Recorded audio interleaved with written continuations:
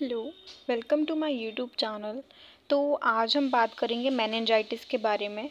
तो मेनिंजाइटिस क्या है? मेनिंजाइटिस एक शॉर्ट रिव्यू दे देती हूँ। मेनिंजाइटिस है जब मेनिंजस लेयर में इन्फ्लामेशन हो जाता है या इन्फेक्शन हो जाता है, उसको मेनिंजाइटिस बोलते हैं। ITIS से पता ही लग रहा होगा कि इन्फ्लामेशन। तो meninges are the protective covering of brain and spinal cord. जो मेनिंजेस होती है वो प्रोटेक्टिव कवरिंग होती है ब्रेन और स्पाइनल कॉर्ड की।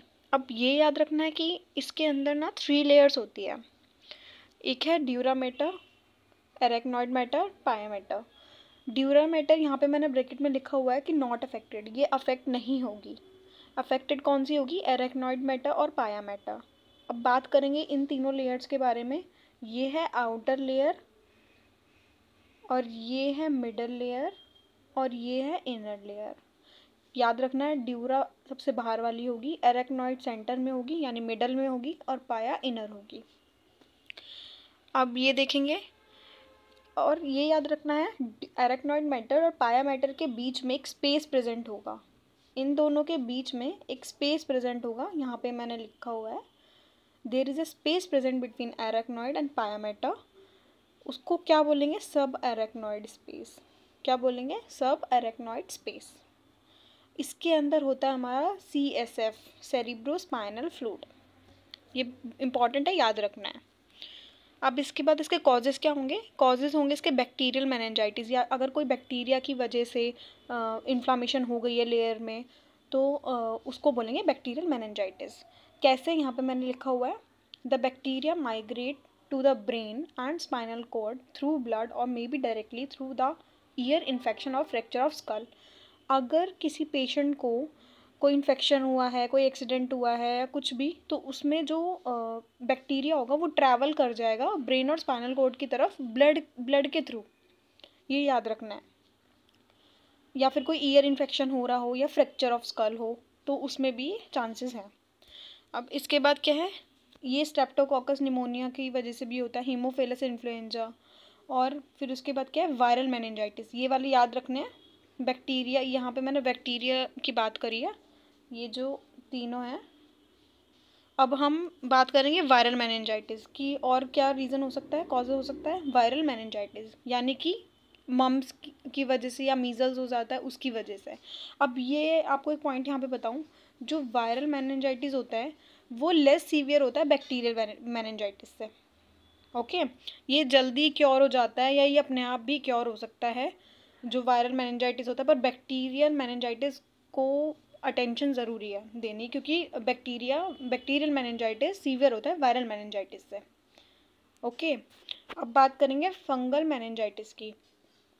फंगल की वजह से भी अगर मतलब मेनिंजस में इन्फेक्शन हो रहा है, इन्फ्लामेशन हो रहा है, तो उसे हम फंगल मेनिंजाइटिस बोलेंगे। अब इसकी पैथोफिजियोलॉजी देख लेंगे। पैथोफिजियोलॉजी में क्या है? ड्यू टू इटियोलॉजिकल फैक्टर, यानी कि मतलब कुछ भी जो इटियोलॉजिकल फैक्टर है, या फंगल है, बैक्टीरिया है, वायरस है, जो भी है, तो उसकी वजह से क्या होगा कि ऑर्गेनिज्म आएगा ब्लड स्ट्रीम में।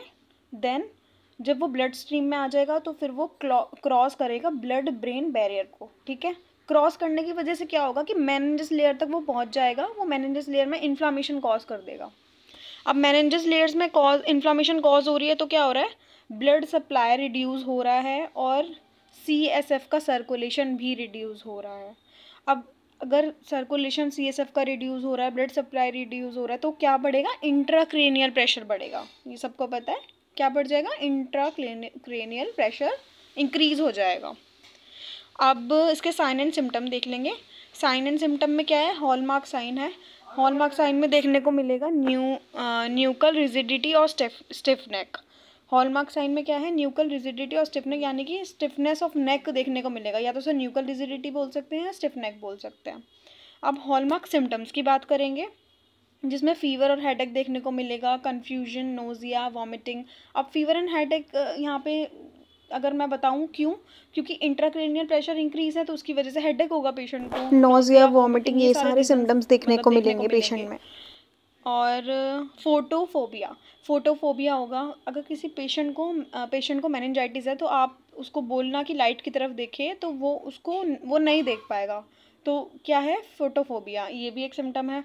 और फोनोफोबिया यानी कि fear of loud noise. Photophobia fear of light, phonophobia fear of loud noise. Okay, then हम बात, हाँ तो फिर हम क्या देखेंगे इसके अंदर, पॉजिटिव कर्निंग साइन होगा और एक ब्रुडजिनकी साइन होगा। तो ये दो साइन के बारे में बात करेंगे। ये साइन इंपॉर्टेंट है, ये क्वेश्चन पूछा जाता है, इवन प्रैक्टिकल्स में भी ये क्वेश्चन आता ही है। तो इससे हमें पता लगेगा कि पेशेंट को मेनिंजाइटिस है या नहीं। तो सबसे पहले पॉजिटिव कर्निंग साइन की मैं बात करूँगी। तो यहाँ पर पहले ये जो मैंने लिखा हुआ है यहाँ पे पहले थोड़ा देख लेते हैं। पॉजिटिव कर्निंग साइन में क्या होता है कि पेशेंट को ना सुपाइन पोजीशन दे देंगे, पहले पेशेंट को सुपाइन पोजीशन दे देंगे, उसके बाद पेशेंट की हिप और नी को ना फ्लेक्स करेंगे, पेशेंट की हिप और नी को फ्लेक्स करेंगे राइट एंगल पे, ठीक है, ऐसे कर लेंगे राइट एंगल पे।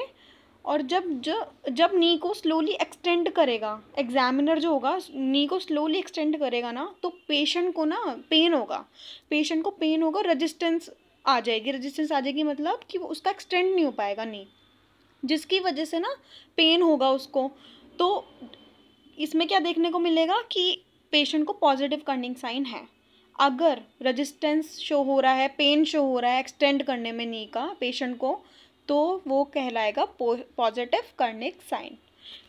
डायग्राम से देखो कर्निंग साइन, ये हिप और नी है, ये फ्लेक्स कर रहे हैं, ठीक है, फ्लेक्स करने की वजह से ये फ्लेक्स हो रहा है। अब नी एक्सटेंड कर रहा है, नी एक्सटेंड कर रहा है एग्जामिनर, तो नी एक्सटेंड करने की वजह से पेशेंट को ना पेन शो हो रहा है और एक्सटेंड नहीं कर पा रहा है, रेजिस्टेंस आ रहा है, दैट मीन्स उसका कर्निंग साइन पॉजिटिव है, यानी कि वो सफ़र कर रहा है मेनिंजाइटिस से।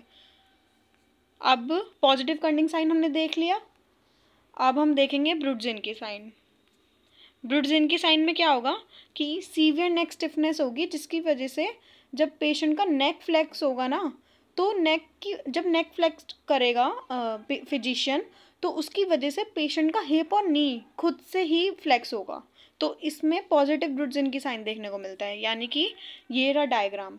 अब इसके अंदर क्या हो रहा है, ब्रुडजिनकी साइन में जो एग्जामिनर है वो पेशेंट का नेक फ्लेक्स कर रहा है। अब नेक फ्लेक्स करने की वजह से खुद ब खुद उसके थाई और नी फ्लेक्स हो रहे हैं, ठीक है। अब ये खुद से फ्लेक्स हो रहे हैं, involuntary hip and knee flexion, ये लिखा हुआ है, तो दैट मीन्स पेशेंट का ब्रुडजिनकी साइन पॉजिटिव है। तो इसमें यही था। अब इसकी डायग्नोस्टिक इवैल्यूएशन देख लेंगे। History collection, physical examination, blood test, lumbar puncture. सबसे पहले ये देखना है फिजिकल एग्जामिनेशन जो है, इसके अंदर क्या बताया था मैंने आपको, कर्निक साइन और ब्रुडजिनकी साइन, ठीक है। हिस्ट्री कलेक्शन तो हमारा मेन है, वो तो रहेगा ही। फिजिकल एग्जामिनेशन में ये दोनों साइन बहुत इंपॉर्टेंट है, करने हैं। और ब्लड टेस्ट में WBC बढ़ा हुआ मिलेगा। वाइट ब्लड सेल बढ़ा हुआ क्यों मिलेगा, जब भी इन्फेक्शन या इन्फ्लामेशन बॉडी में देखने को मिलता है तो वाइट ब्लड सेल्स बढ़े हुए होते हैं। Then lumbar puncture, lumbar puncture भी एक तरीका है जिससे पता लग जाए कि मेनिंजाइटिस है या नहीं।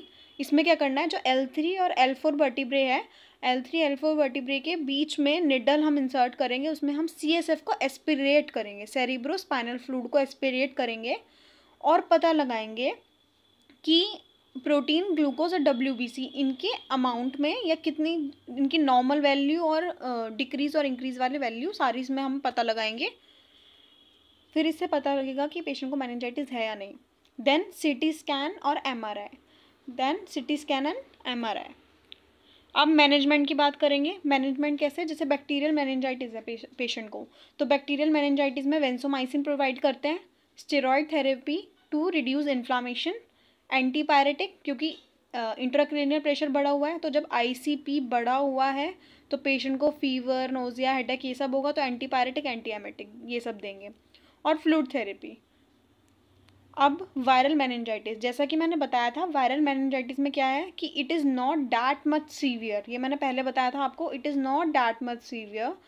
तो इसके अंदर हम सिम्टोमेटिक ट्रीटमेंट देंगे, दैट मीन्स सिम्टम्स जो पेशेंट के आ रहे होंगे तो उसके हिसाब से हम पेशेंट को ट्रीटमेंट प्रोवाइड करेंगे।